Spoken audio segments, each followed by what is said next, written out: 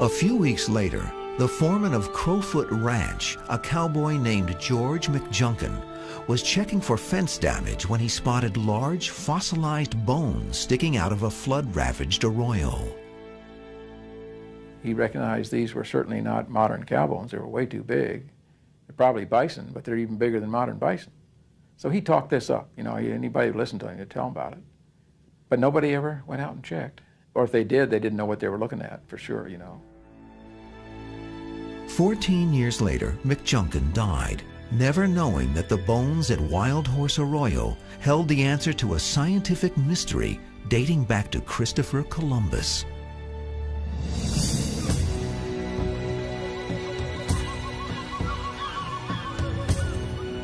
The indigenous people of America have always fascinated and confused Europeans. Christopher Columbus began the mix-up by calling the natives he met in 1492 Indians, an understandable mistake considering he thought he had landed in India. The concept of a new world was exciting, but it brought up more questions than answers. In the 15th and 16th centuries, the Bible was considered the sole indisputable source of historical knowledge, yet here was a vast landscape populated with people that the Bible had failed to mention. Attempts by scholars to reconcile the biblical record with contradictory evidence led to some bizarre theories. One popular notion was that the Native Americans were part of the 10 lost tribes of Israel. And it was a perennial favorite actually for two good reasons. One, it explained who the New World natives were, and two, it solved where the lost tribes have been lost all these years. By the 1700s, most conservative scientists, taking note of the unmistakable physical resemblance between American Indians and Asians, hypothesized some form of Asian migration. But for Europeans eager to settle the New World, where the Indians came from was less important than how long they'd been here.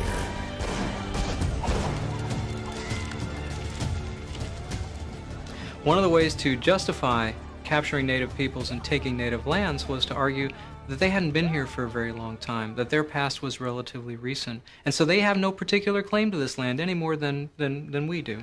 So force and might makes right. It wasn't until the 1860s that discoveries of stone artifacts alongside the remains of extinct animals in Britain and France established beyond all doubt that man had coexisted with extinct animals thousands of years before recorded history. Inspired by the Europeans, a cadre of American scientists began to search for signs of Paleolithic artifacts in the New World. The enthusiasts soon offered up oddly chipped rocks as proof of human habitation during the Ice Age. But more conservative scientists pointed out that it was not enough that an object looked old. There must also be a solid geological association. The concept here is a very early one in the discipline of geology. It's that you lay down a layer and then it's buried by another layer. It's like a layers in a cake. So if you put the first segment of the cake down and put some icing on top of that and then put another layer of cake down, put some icing on that and another, the oldest piece you put down was that first layer. So the sediments are laid down the same way. They're laid down in increments, and these increments build up strata. And events that take place will be then buried within these strata. In 1926, nearly 20 years after George McJunkin first reported seeing large fossil bones at Folsom, New Mexico, Jesse Figgins, the curator of the Denver Museum of Natural History, decided to investigate.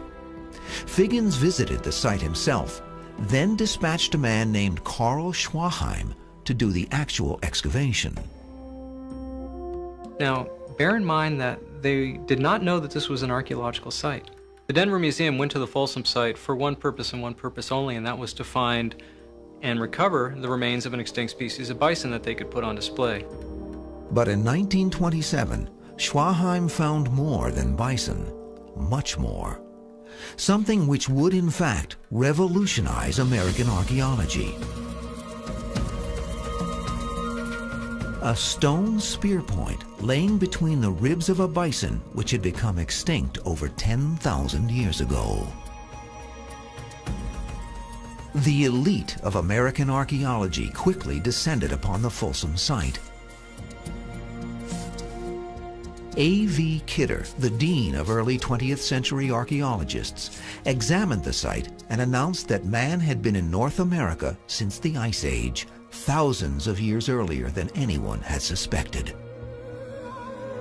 What it showed was that people had first arrived in the New World at a time when the New World was very, very different than it is today.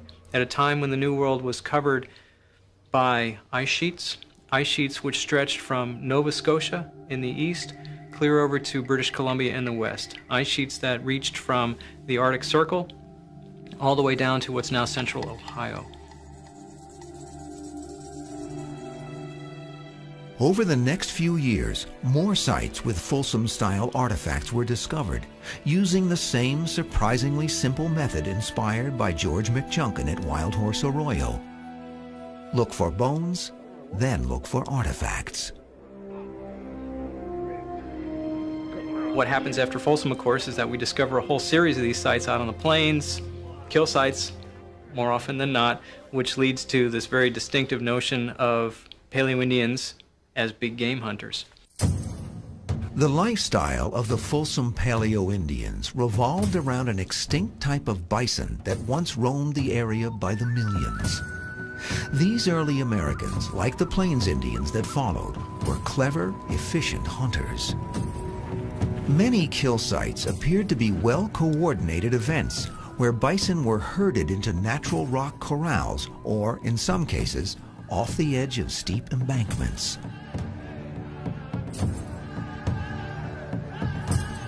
The Folsom culture, at 10,500 years before present, provided enough chronological elbow room to account for the level of sophistication to which the Aztec, Maya, and Inca civilizations had evolved by the time of the Spanish conquest.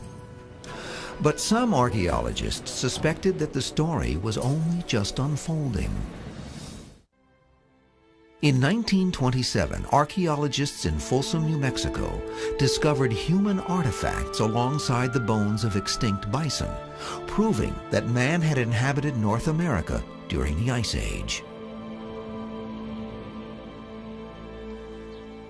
6 years later, in 1933, archaeologists working near the tiny town of Clovis, New Mexico, unearthed artifacts with fossil bones of a different kind.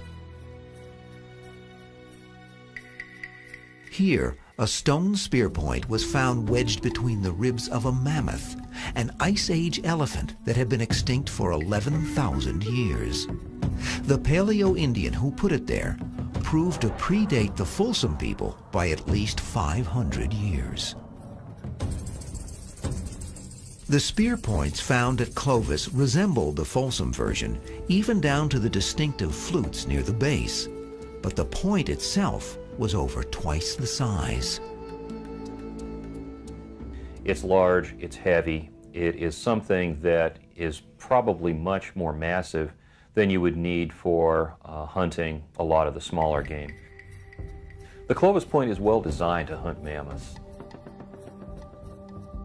In the decades that followed, Clovis points began to turn up at sites virtually everywhere in North America. The geographical scope of the Clovis culture was impressive, but even more so was the speed with which the primitive technology had spread. Armed with radiocarbon dating methods, archaeologists confirmed that the Clovis culture had literally swept the Americas in less than 800 years.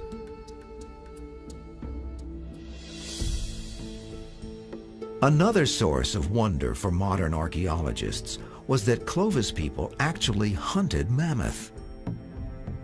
At one mammoth kill site near Naco, Arizona, 8 spear points were found in the skeleton of a single animal. Butchering an elephant using Stone Age technology was no easy task, as Professor Bruce Huckle and some graduate students learned in 1975 when they attempted to process a deceased circus elephant using nothing but authentic Clovis tools. Physically, it was hard work. We were constantly cutting and moving meat off of the carcasses for a period of 4 to 6 hours. It literally took 2 or 3 people working together to ensure that you could be efficient about it. But hunting a mammoth was a dangerous undertaking, and one that many archaeologists believe was the exception rather than the rule. There's 2 kinds of risk. One is the risk of coming home empty-handed. Hi, honey, I'm home and I missed the elephant, and so we're not going to eat tonight. The second risk is coming home dead. But of course, the rewards potentially are quite great as well. If you can kill successfully an elephant, you have gotten access to several hundred, if not a few thousand pounds of meat and other products. Bone for the manufacture of bone tools, sinew for hafting tools, potentially even using other portions of the elephant, like the tusks, for flint knapping tools, things of that sort. My suspicion is that if a Clovis group did kill a mammoth, they probably did so once and then spent the rest of their lives talking about it.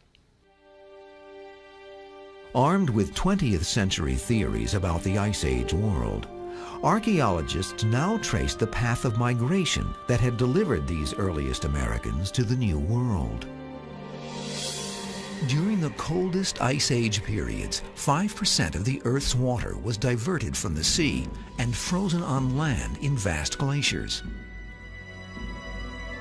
Starting around 25,000 years ago, lowered sea levels exposed the shallow continental shelf beneath the Bering and Chukchi seas. This expanse of new terrain formed a land bridge known as Beringia, over which animals and human beings could migrate from the Old World to the New. Old World archaeological evidence places early Homo sapiens in Siberia and northern China 39,000 years ago. Sometime later, an intrepid group of Siberian people followed familiar game herds eastward into Alaska. So that the first Americans working their way over from Asia would not really have discerned that they were in a new world. Because in fact, Beringia, the continent, and Alaska were very much like Siberia. Crossing from Siberia may have posed no significant challenge to these hardy nomads, but the passage south into the lower 48 states was effectively blocked by glaciers. Coming together around 20,000 years ago, these ice sheets covered parts of southern Alaska and virtually all of modern-day Canada. However, near the end of the Ice Age, these glaciers may have receded enough to create an ice-free corridor through which people could have passed. If in fact the ice-free corridor was closed up until about 12,000, and if in fact Clovis groups are the first Americans and they do appear initially on the southern high plains at about 11,500, well then that fits all very, very nicely together. But new sites, new science, and radical new ideas about human migration would soon challenge prevailing wisdom about the antiquity and path of America's first inhabitants. By the 1960s, most archaeologists embraced the Clovis first model of human migration into the New World. According to this theory, the Clovis people had entered the Americas along the Beringia land bridge, then migrated through an ice-free corridor just in time to explode onto the North American frontier 11,200 years ago. You've got Clovis all over the place. It seems to be at the bottom of every stratigraphic section, and nothing is below that. So nothing is seemingly older than that. Many of these sites, you have deposits older deposits that still have the same fauna. They still have mammoth, horse, bison, camel, and just immediately older than Clovis, and you don't find any evidence of people. But the Clovis model had weak links that suggested there was more to the story. One thing that nagged at even the most ardent Clovis first supporters was their failure to find signs of Clovis culture north of Canada, in either Alaska or the area of the ice-free corridor. There's been a fair amount of archaeological research done in the area that was the ice-free corridor, and we've been unable to find any archaeological sites that really date much older than about 10,500 years ago. So this suggests that people moved into that area relatively late. Another source of debate among archaeologists was the time frame, less than 800 years, during which the Clovis technology had radiated throughout North America. Was this the result of a tremendously rapid migration, or the sign of a new technology spreading across an existing population? If you had a previous population that these things diffused across, we would certainly, I think, find it in the stratigraphic record, and we aren't. But when you have people entering new territory, and they're explorers, they're exploring, and they're wondering what's over the next mountain, and maybe in the next valley, that could carry people, I think, to the southern end of South America in a period of 500, 800 years. And it's very, very difficult to get people to move that quickly across so many different kinds of environments, to go from high altitude settings in the Rockies out onto the plains and into the eastern forests and then down into the southern forests. That didn't make a lot of sense. By the 1970s, some archaeologists were questioning the viability of the ice-free corridor.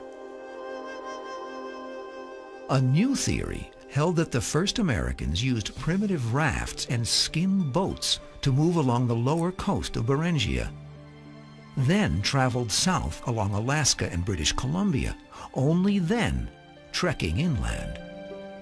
New geological surveys revealing that areas of the northwest coast had not been fully glaciated during the Ice Age made this coastal migration theory more feasible.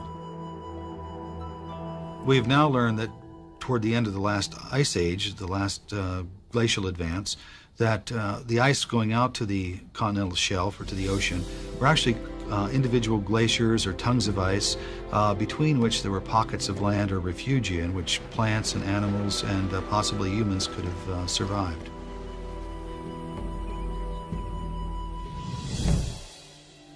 There is abundant evidence that people throughout the world have been building watercraft and navigating open stretches of water for tens of thousands of years.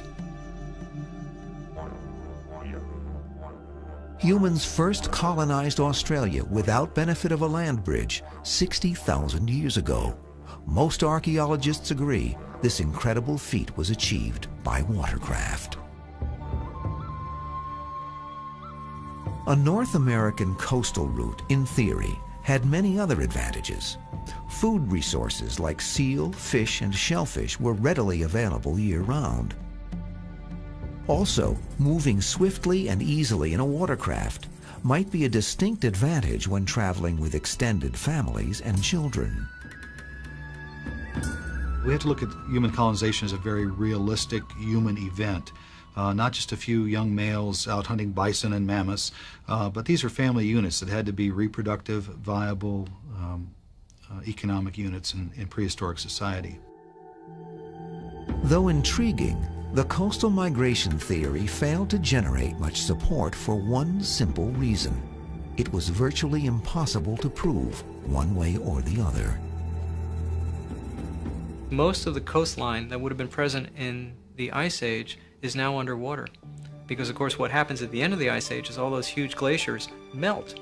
Sea levels come back up and the coastline from 18,000 is now 200 feet underwater.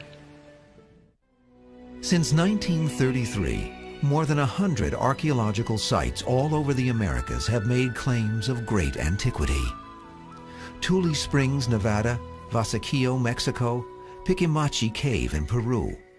All these carefully excavated Paelo-Indian sites promised to break the Clovis barrier, then crumbled under the weight of rigorous scientific scrutiny.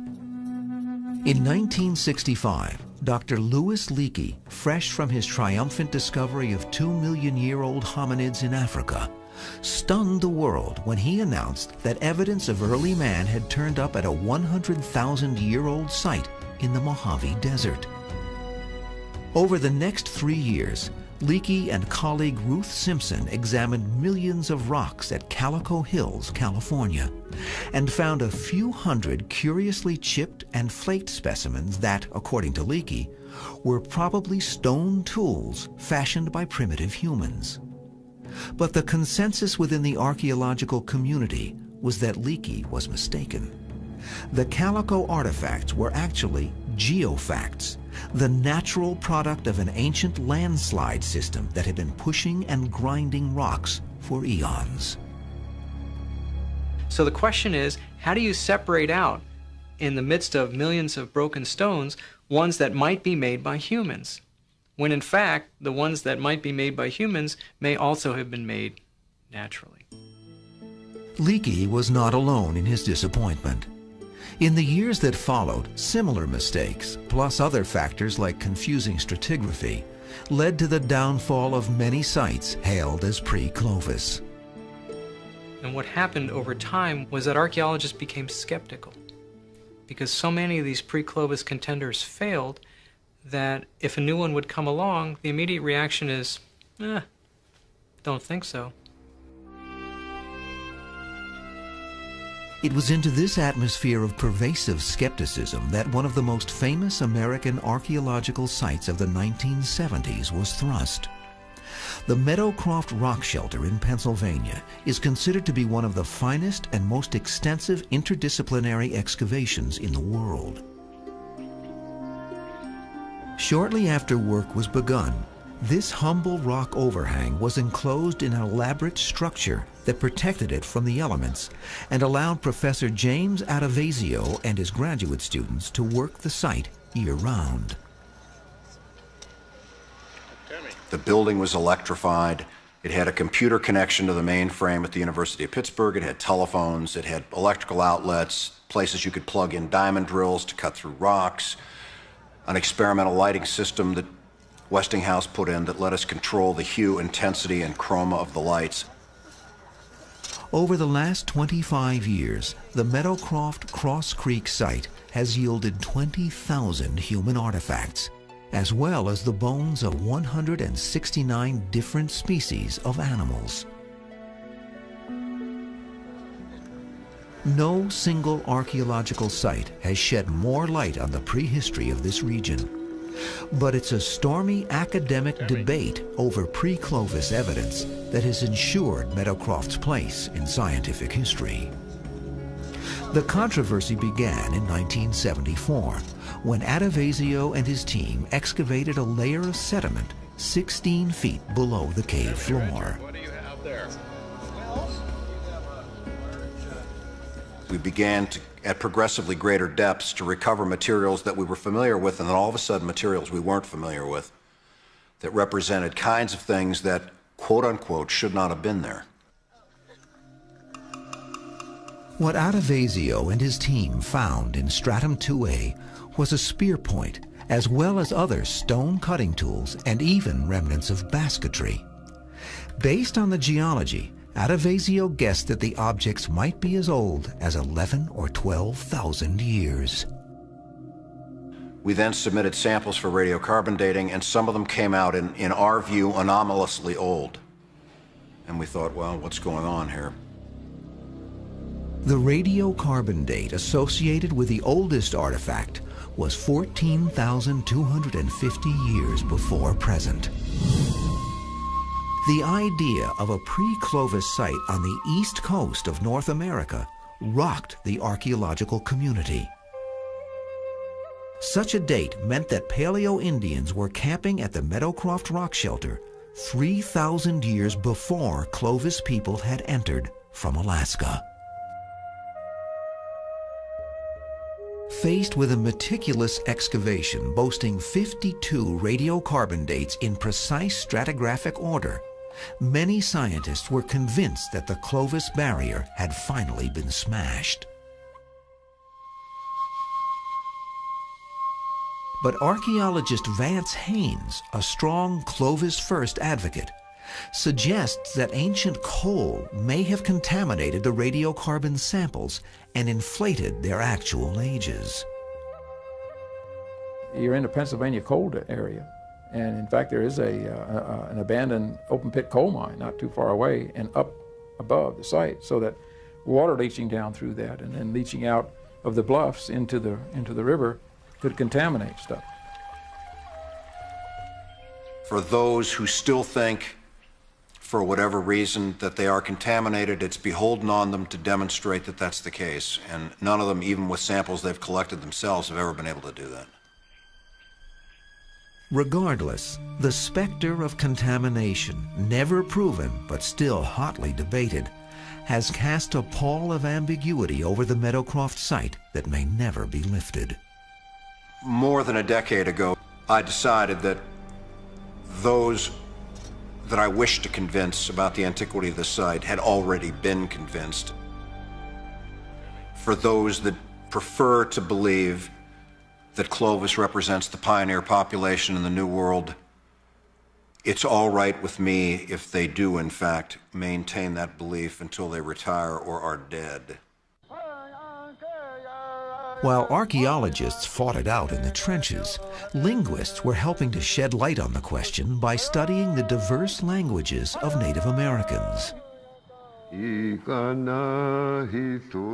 At the time of first European contact, it is estimated that well over 1,000 distinct languages were being spoken by Native Americans. Thomas Jefferson, 18th century statesman, historian, and free thinker, was also one of the earliest scholars to recognize that the diverse languages of North and South Americans could only be accounted for by a time scale of many thousands of years. Throughout the 19th century, linguists and ethnologists tried to sort the bewildering array of Native American tongues into common families. In 1891, the Bureau of American Ethnology classified North American languages into 58 common linguistic groups. By 1926, these groups had been reduced even further to just 6. In 1987, Stanford University linguist Joseph Greenberg claimed to have clustered every Native American language, including those of South Americans, into 3 distinct families: Amerind, Nadene, and Eskimo Aleut. According to Greenberg, these groups indicated 3 separate and distinct migrations into the New World, with Clovis culture as the earliest Amerind group.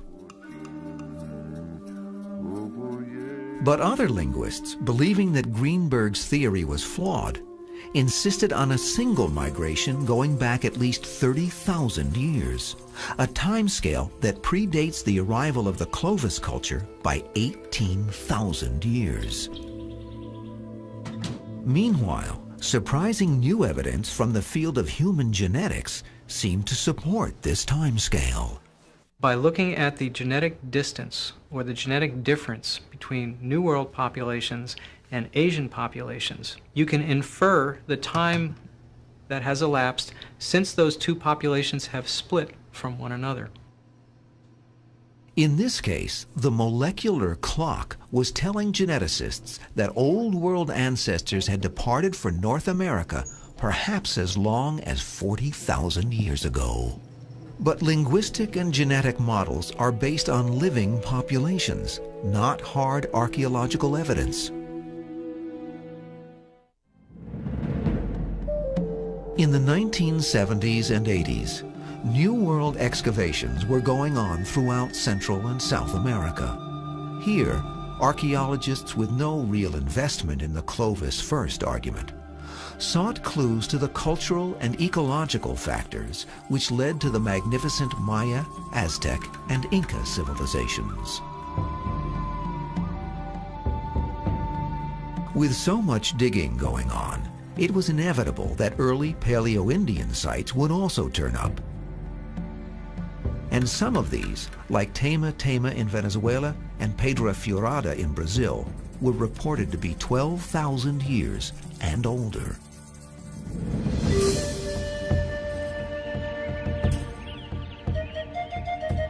The most intriguing of these lay in the Chilean lowlands along the sandy banks of Chinchihuapi Creek. First excavated in 1976 by Professor Tom Dillehay of the University of Kentucky, it was called Monte Verde.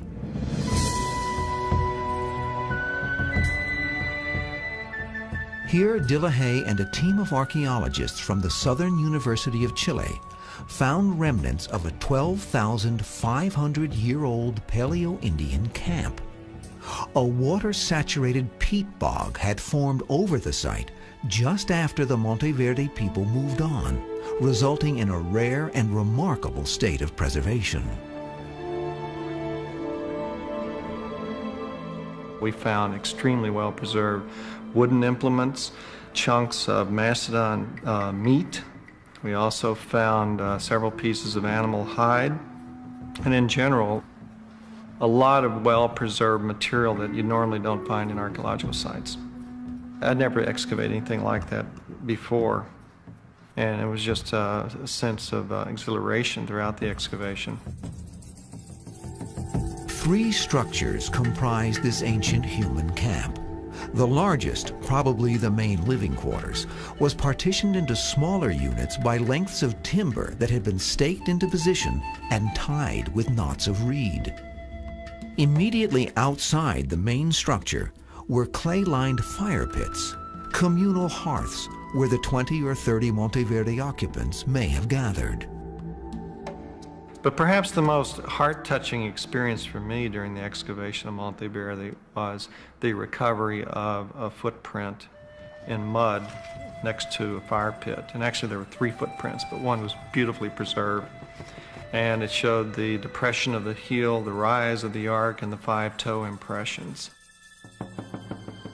Located 30 yards from the main tent was a wishbone-shaped structure clearly isolated from the rest of the camp. Dillehay believes that this structure was a medicine hut. On the floor of this wishbone-shaped structure, we found the parts of what we think were 26 different species of medicinal plants.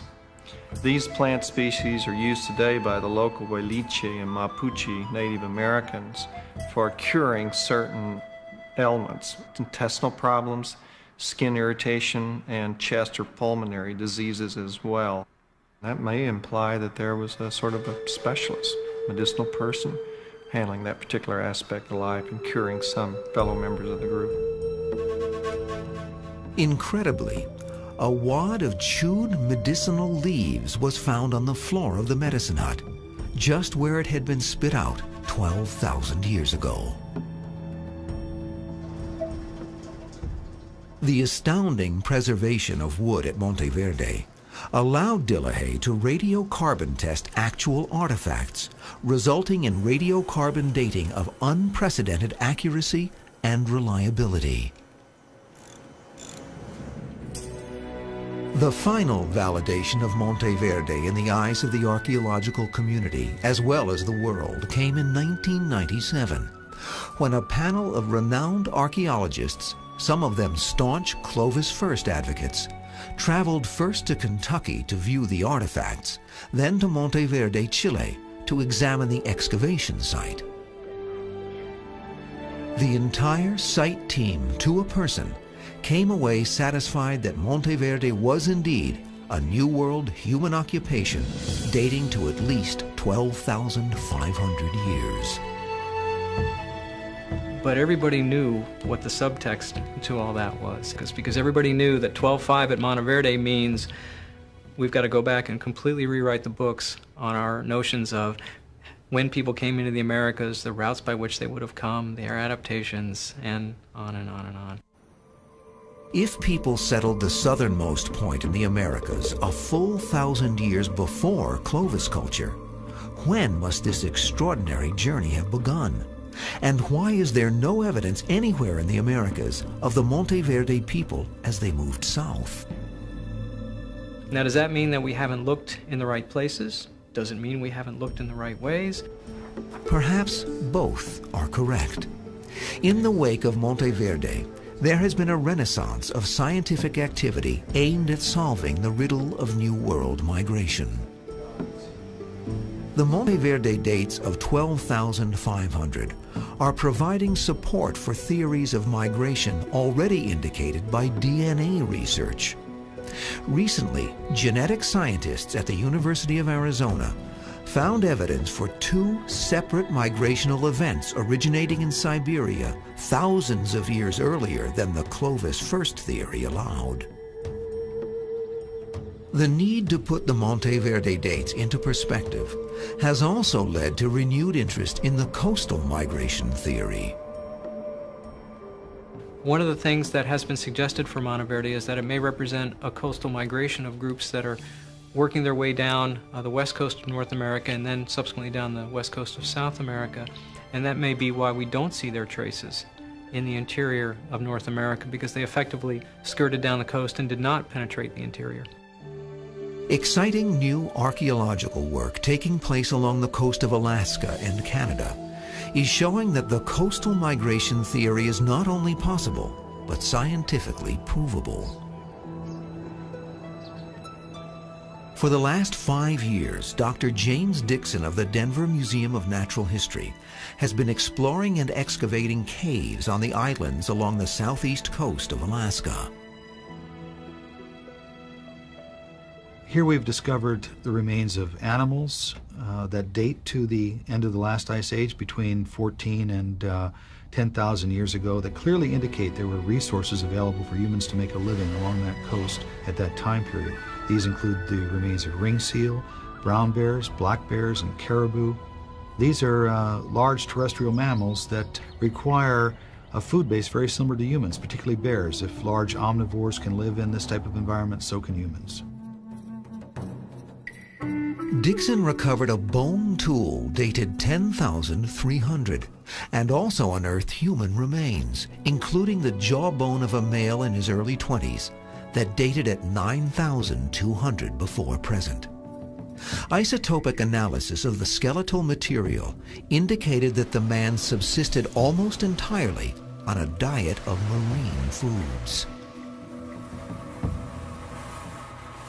Just south of Alaska, along the coast of British Columbia, archaeologist Darrell Fedje and geologist Heiner Josenhans have taken a high-tech approach to the question of coastal migration.